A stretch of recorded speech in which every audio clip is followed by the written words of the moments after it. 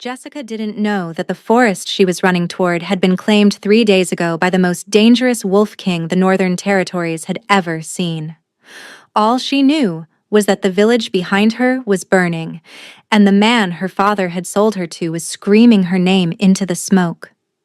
Her bare feet split open against the frozen ground as she tore through the last row of wheat fields, the hem of her dress shredded from where she'd ripped it free of the door latch. Blood from a shallow cut above her eyebrow ran warm into her left eye, blurring the tree line into a wash of black and gray. She didn't wipe it away. She didn't slow down. Every ragged breath she pulled into her lungs tasted like ash and pine, and the sharp, clean edge of winter air that meant the thornwood was close. Close enough. She could hear Aldrich's men behind her. 2 of them, maybe 3, their boots heavy and graceless in the frost. They were drunk. They'd been drinking since the bonfire started, since her father had pressed her hand into Aldrich's sweating palm and told her to be grateful. Grateful. As if being bartered for 3 goats and a wagon wheel was something a woman should kneel and give thanks for. Jessica had smiled. She'd lowered her eyes the way her mother had taught her before the fever took her. She'd let Aldrich's fingers close around her wrist like a shackle. And then she'd waited. She'd waited until the music was loud and the mead was flowing, and Aldrich had turned to laugh at something one of his men said, his grip loosening just enough, and she ran. She ran like something feral and desperate and half-wild, like an animal that had chewed through its own leg to escape a trap.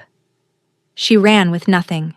No shoes, no cloak, no food, no weapon. Nothing but the heartbeat slamming against her ribs and the single burning thought that she would rather die in the thornwood than live one more day as something to be owned. The tree line swallowed her whole. Darkness, immediate and absolute. The canopy overhead was so thick that the moonlight couldn't penetrate it, and Jessica stumbled forward with her hands stretched out in front of her, fingers catching on bark and frozen moss.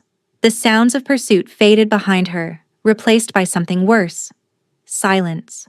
Not the comfortable silence of an empty room. This was the silence of something watching. Something aware. The kind of silence that pressed against the skin and made the fine hairs on the back of her neck stand straight. She kept moving. Deeper. The ground beneath her feet changed from frozen dirt to something softer, layered with pine needles and decaying leaves. The cold was brutal now, seeping through her thin dress and settling into her bones like something alive. Her fingers had gone numb. Her lips were cracking. Every exhale came out in a pale cloud that vanished before it fully formed. She didn't know how long she walked. Time lost its meaning in the dark. It could have been an hour. It could have been 3. All she knew was that her legs were shaking, that the cut above her eye had stopped bleeding and started throbbing, and that if she didn't find shelter soon, the cold would finish what Aldrich's men had failed to do. That was when she smelled it. Wood smoke. Not the acrid, choking smoke of the village bonfire, but something richer, controlled. The kind of fire that had been built by someone who knew what they were doing. Jessica stopped. She pressed her back against the nearest tree trunk and tried to think through the fog of exhaustion. Fire meant people. People in the thornwood meant danger because no one lived in the thornwood. Everyone in her village knew that. The forest was cursed, they said, claimed by beasts and old magic and things that walked on 2 legs but weren't human. But the cold was in her chest now, and her heartbeat was slowing in a way that frightened her more than any beast could. She followed the smoke. The clearing appeared without warning. One moment she was pushing through a wall of frost-covered brambles, and the next she was standing at the edge of an open space, maybe 30 paces across, where the trees pulled back, as if something had commanded them to make room. A fire burned at the center, bright and steady, casting long shadows across the snow-dusted ground, and there was a man sitting beside it. He was the largest man Jessica had ever seen. Not in the way of the village blacksmith, who was thick and round and moved like something carved from a stump. This man was built like a weapon, broad shoulders that tapered to a narrow waist, arms corded with muscle visible even through the dark fabric of his tunic. His legs were stretched out before him, crossed at the ankle, as if he were sitting in front of a hearth in some great hall rather than in the middle of a cursed forest in the dead of winter. His hair was black. Not dark brown, not nearly black. Black, like the space between stars, cropped short at the sides and longer on top, falling across his forehead in a way that should have softened his face but didn't. His jaw was sharp enough to cut, shadowed with stubble, and his mouth was set in a line that could have been boredom or irritation or something else entirely. He didn't look up when she stumbled into the clearing. That was the first thing that struck her as wrong. She'd been crashing through the underbrush with all the grace of a wounded deer, and this man hadn't even flinched, hadn't reached for the blade she could see sheathed at his hip, hadn't tensed or turned or done any of the things a person did when a stranger appeared out of the darkness. He'd been waiting. The realization hit her like cold water, and she took a step back, but her legs betrayed her. Her knee buckled. The ground rushed up to meet her, and she caught herself on her hands, palms scraping against frozen earth, and she heard herself make a sound that was somewhere between a gasp and a sob. "You're bleeding." His voice, low and rough, like stones dragged across gravel, but there was something beneath the roughness, something almost careful. Jessica lifted her head. He was looking at her now. His eyes were the color of burnt amber, gold brown and luminous in the firelight, and they were fixed on her with an intensity that made her stomach flip in a way that had nothing to do with fear, or maybe everything to do with it. "I'm fine," she said, and her voice came out as a cracked whisper that convinced no one, least of all herself. Something flickered in those amber eyes. Not pity. She would have hated pity. It was something closer to recognition, as if he'd seen someone bleeding and lying about it before, as if he'd been that someone. He didn't move toward her. Instead, he reached beside him and pulled a thick fur cloak from a pack she hadn't noticed, and he tossed it across the space between them. It landed at her knees, heavy and warm with the residual heat of being near the fire. "Put that on before you freeze to death." A pause. "Then you can tell me who you're running from." Jessica's fingers closed around the fur. It was impossibly soft, and the warmth of it almost made her cry. She pulled it around her shoulders with hands that shook so badly she could barely grip the edges. "What makes you think I'm running from someone?" she asked, because even now, even half-frozen and bleeding and beaten, she couldn't stop the defiance from rising in her throat. His mouth twitched, not quite a smile. "You're barefoot in a cursed forest in the middle of winter. You're bleeding from a wound someone else gave you. And you flinched when I spoke." His gaze held hers. Steady. Unflinching. "You're running." She said nothing. He leaned forward and added another log to the fire. Sparks rose into the dark sky like fleeing stars. "My name is Max," he said, "and you're safe here. Whatever you're running from, it won't follow you into this forest. Nothing does." "Why not?" That almost smile again. "Because this forest is mine."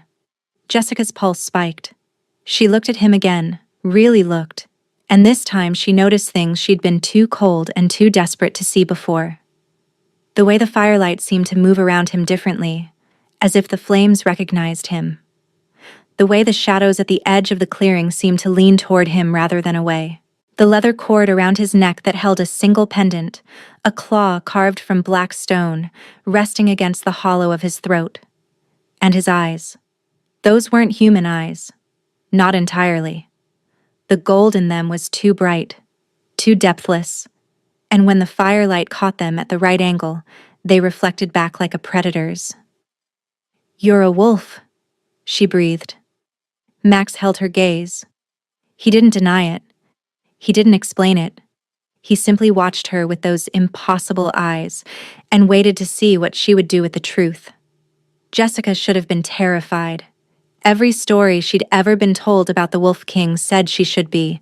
They were savage, territorial, possessive beyond reason, They took what they wanted and destroyed what they couldn't claim. Her village had whispered about them the way children whisper about monsters in the dark. But Jessica had just run from a human man who had bought her like livestock, and she was having trouble summoning fear for anyone who had given her a fur cloak and a warm fire without asking for anything in return. "Are you going to hurt me?" she asked. Something passed through his expression, fast and fierce and barely controlled, like lightning behind clouds. "No," he said, and the word came out rougher than before, as if the question itself had wounded him. "I am not going to hurt you." She believed him. She didn't know why. She didn't know him. But something in her chest, something deeper than logic or survival instinct, recognized the truth in his voice the way a compass recognizes north. She pulled the fur tighter around herself and moved closer to the fire. They sat in silence for a long time. Max didn't push her to speak. He tended the fire. He pulled dried meat and bread from his pack and set it on a flat stone near her without comment. She ate with the desperate, graceless hunger of someone who hadn't had a real meal in 2 days, and he watched the tree line rather than her, giving her the dignity of not being observed in her desperation. It was that small kindness that cracked something open inside her. "My father sold me," she said. The words fell out of her like stones. "To a man named Aldrich, a merchant. He paid 3 goats and a wagon wheel." She laughed, and it was the worst sound she'd ever made. 3 goats. That's what I was worth. Max's jaw tightened. She could see the muscle working beneath the stubble, the way his hands, which had been loose and easy at his sides, slowly curled into fists. But his voice was level when he spoke. "Your father was wrong about your worth. My father was a coward who drank more than he worked and decided his only daughter was easier to trade than to feed." She pulled her knees to her chest. Aldrich was worse. He didn't want a wife. He wanted something to own, something to keep in a house and use when he felt like it and lock in a room when he didn't. "Did he touch you?" The question was quiet. Too quiet. The kind of quiet that a blade is before it falls. "He tried. Tonight. That's why I ran." She touched the cut above her eye. "He grabbed me. I hit him with a candlestick, and then I ran." The silence that followed was thick enough to choke on. When Jessica looked at Max, the gold in his eyes was brighter than before, burning with something that made the fire look cold by comparison. His entire body had gone still in a way that wasn't calm. It was the stillness of a predator about to move. "Aldrich," he repeated, and the name sounded different in his mouth. Smaller, like something he could crush between his teeth. "A merchant from which village?" "Max." He blinked. The intensity banked, not extinguished but controlled, pulled back behind something that looked like it cost him significant effort. He looked at her. "I won't do anything you don't want me to do. I don't want anyone else to fight my battles. Then I won't." He held her gaze. "But if he follows you here, the forest will handle what you don't want me to." She studied him in the firelight. This man, this Wolf King, with his impossible eyes and his controlled fury and his careful, deliberate gentleness. "Why are you out here?" she asked. "Alone. In the middle of the night." Something shifted in his expression. The hardness softened, just slightly, into something that looked almost vulnerable. "Because sometimes even kings need to be away from their court." "That's not an answer." "No," he agreed, "it's not." He was quiet for a moment then. "I lost someone. 3 years ago. My sister. She was taken by raiders from the southern border. By the time I found her..." He stopped. Swallowed. The firelight caught the movement of his throat. "I was too late." Jessica's chest ached. She knew that kind of grief, the kind that didn't fade, that just burrowed deeper until it became part of the architecture of who you were. "I come to the forest edge because it's where I last saw her safe," he said. "She loved the thornwood," said the trees talked to her. A pause. "I come here to remember what she sounded like when she laughed." Without thinking, Jessica reached out and placed her hand over his. His skin was impossibly warm, as if the fire lived inside him rather than beside him. And at the contact, something jolted through her. Not painful, not electric, something deeper. A hum, low and resonant, like a string being plucked on an instrument she couldn't see. Max went completely still. His eyes dropped to their joined hands and she watched his pupils dilate, the amber swallowed by black for just a moment before it returned. When he looked up at her, his expression was raw in a way that made her breath catch. "You feel that," he said. Not a question. "Yes." She didn't pull her hand away. "What is it?" "Something I need to explain to you, but not tonight."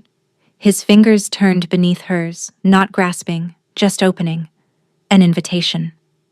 "Tonight, you need to sleep. You're safe. I'll keep the fire going." "I don't even know you." "No," he said. "But you will." The certainty in his voice should have frightened her. Instead, it settled into her chest like warmth, like the first deep breath after nearly drowning, and she found herself curling up beside the fire with his cloak around her shoulders and the sound of his steady breathing as her only anchor in the dark. She slept. For the first time in months, she slept without dreaming.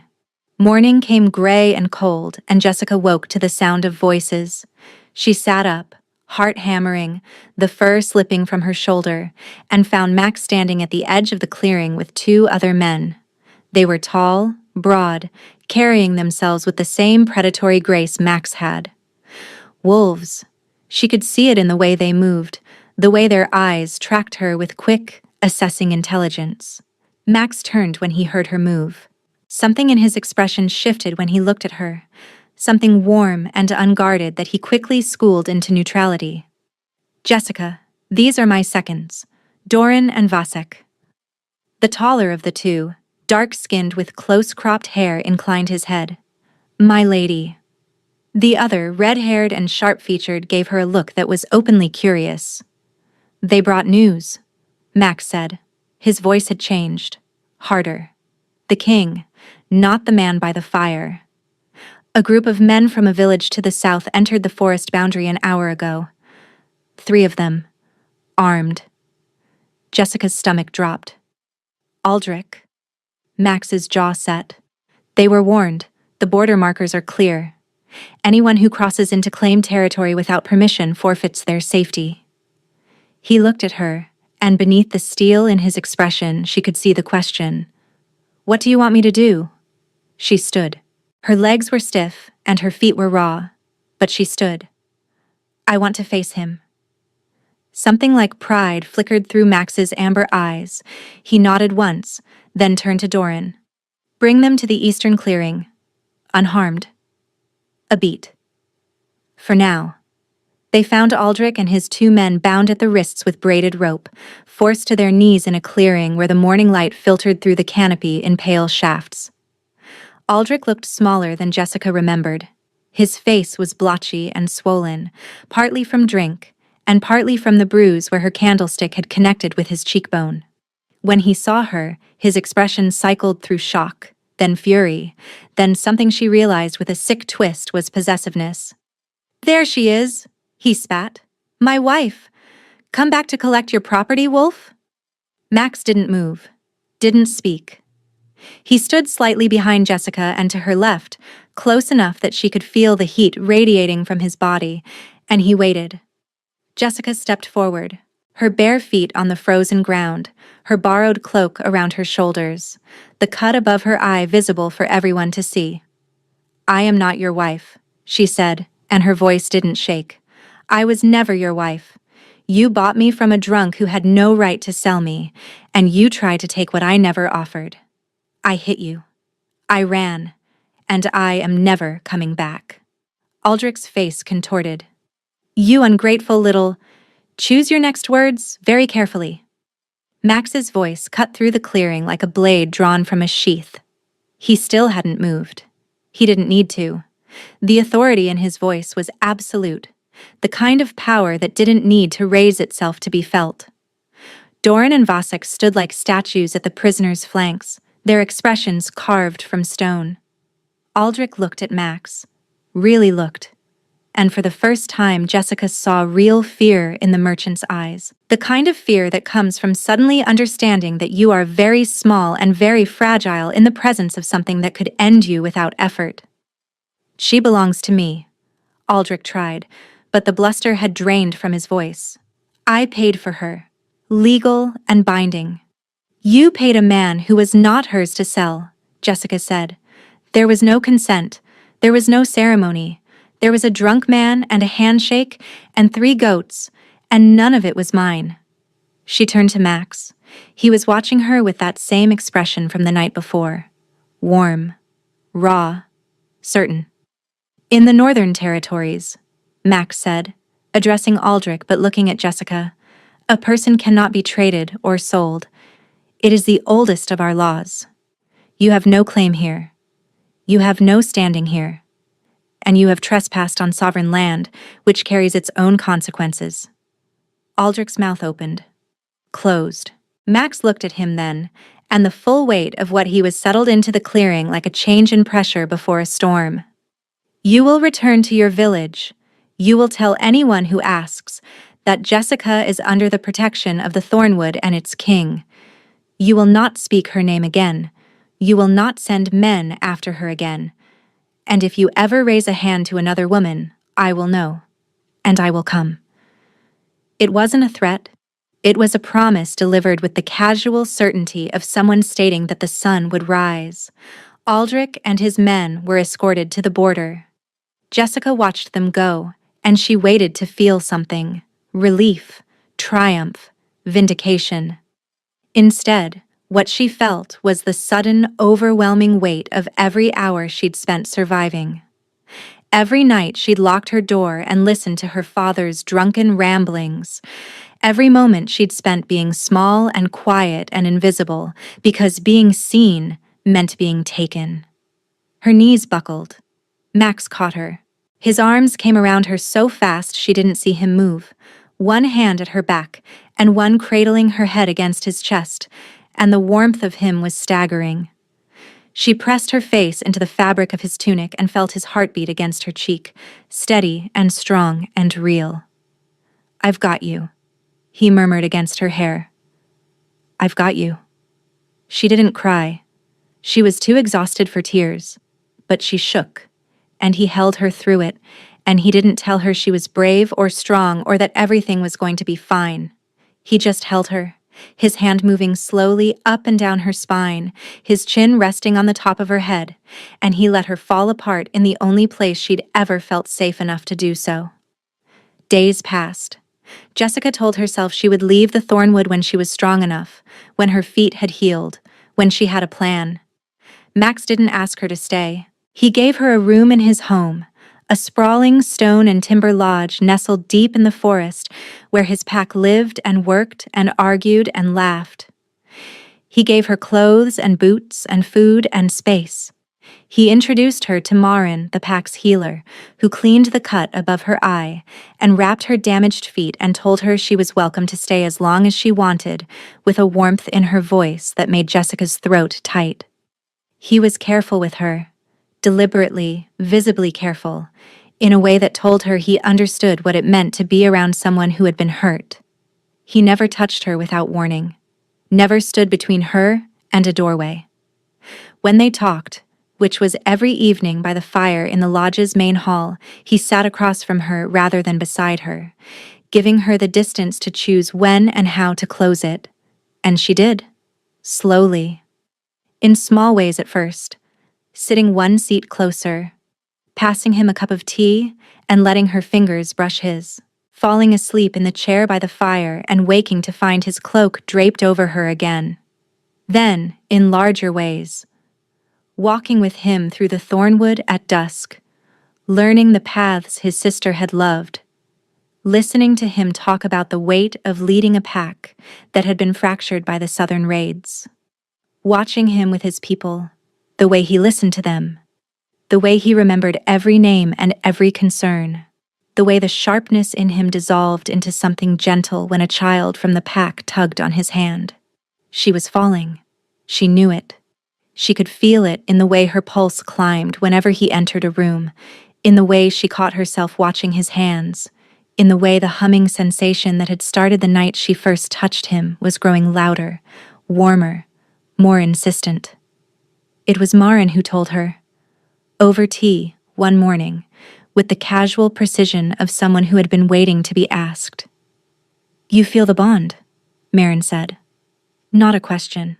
Jessica's cup paused halfway to her lips. The humming. Maren nodded. It happens sometimes. A recognition between two people that goes deeper than choice. It doesn't compel. It doesn't control. It just knows. And Max feels it too. Maren smiled. That man has been walking around like someone holding his breath since the night he found you. So yes, he feels it. That evening, Jessica didn't sit across the fire from him. She sat beside him, close enough that their shoulders touched, close enough that she could feel the warmth of him and hear the slight catch in his breathing when she leaned into his side. "Maren told me about the bond," she said. Max was silent for a long moment. When he spoke, his voice was rough. "I was going to tell you. I wanted you to have time. To choose, without feeling obligated by something you didn't ask for." She looked up at him. The firelight turned his amber eyes to molten gold, and she could see everything he was trying to hold back. The longing, the fear, the desperate, careful hope of a man who had already lost someone he loved and couldn't bear to lose again. "You've been so careful with me," she whispered. "You deserved careful." "I know." She reached up and touched his jaw. His eyes fluttered closed, and a tremor ran through him. This massive, powerful man who could break the world in half, trembling beneath her fingertips. "But I don't need you to be careful right now." He opened his eyes. "Jessica." The way he said her name, like it was sacred, like it was the only word he'd ever needed. She kissed him. She rose up on her knees and pressed her mouth to his, and the bond between them ignited like a fire that had been waiting for air. His hand came up to cradle her face, gentle, so impossibly gentle for someone with that much strength, and he kissed her back with a tenderness that broke her open in ways she hadn't known she was still closed. When they pulled apart, his forehead rested against hers, and his breathing was ragged, and she could feel his heartbeat hammering through every point where their bodies touched. "I'm not going to leave the Thornwood," she said. "I know." His thumb traced her cheekbone. "I would have let you, if you'd wanted to. But I would have followed you to the edge of the world to make sure you were safe." She laughed. It was wet and shaky and real, and his arms tightened around her, pulling her into his lap, her head tucked beneath his chin and his face buried in her hair. "Stay," he said, and his voice broke on the word. This king, this wolf, this man who had sat beside a fire in a cursed forest because he missed the sound of his sister's laughter. "Stay with me." "I'm already here," she whispered. "I'm already yours." 2 months later, the Thornwood was blooming. The southern border had been reinforced. The Pack's alliance with 2 neighboring territories formalized, and the Stone Lodge had been expanded to accommodate the growing number of families choosing to settle under Max's protection. Jessica stood on the lodge's front steps in the early morning light, a cup of tea warming her hands, watching a group of children chase each other through the wildflowers that had erupted across the clearing. Maren had told her the flowers were the forest's response to the bond, that the Thornwood recognized its king's happiness and was celebrating in the only way it knew how. Jessica thought that was the most ridiculous and beautiful thing she'd ever heard. Arms slid around her waist from behind. Warm lips pressed against the curve of her neck. "You're up early?" Max murmured against her skin. "Couldn't sleep." She leaned back into him. "Too many flowers to look at." He laughed, low and warm, and the sound of it still made her chest ache in the best possible way. She turned in his arms and looked up at him. His amber eyes were soft, the hard edges that had defined him when she first met him, smoothed by 2 months of something he hadn't allowed himself to feel in years. She touched the black stone pendant at his throat. He'd told her about it now, about how his sister had carved it for him the winter before she was taken, about how he'd worn it every day since, a talisman and a wound all at once. "She would have liked you," he said quietly. "You think so?" "I know so. You're stubborn and brave, and you hit a man with a candlestick and ran barefoot into a cursed forest. She would have thought you were magnificent." Jessica smiled. The scar above her eye had faded to a thin, pale line. Her feet had healed. The nightmares came less often now, and when they did, Max was there, warm and solid beside her, his voice pulling her back from the dark. She pressed up on her toes and kissed him, soft and slow and unhurried, the way she kissed him when she wanted him to feel every single thing she didn't have words for yet. "I love you," she said against his mouth. "You, impossible, patient, terrifying man, I love you." His arms tightened around her. He pressed his forehead to hers, and when he spoke, his voice was thick with the kind of emotion he'd spent his whole life keeping locked behind walls. "You ran into my forest," he said, half frozen and bleeding and furious. "And I knew. The moment I saw you, I knew." "Knew what?" He pulled back enough to look at her. The morning light caught his eyes, turning them to liquid gold, and the expression on his face was the most open, most vulnerable, most utterly unguarded thing she had ever seen. "That I'd been waiting at that forest edge for you. I just didn't know it was you I was waiting for." Jessica's eyes burned. She pressed her face into his chest and felt his heartbeat against her cheek, and beyond them, the children were laughing and the wildflowers were swaying in a breeze that smelled like pine and wood smoke and home. She had run into the thornwood with nothing, no shoes, no plan, no hope. She had found everything.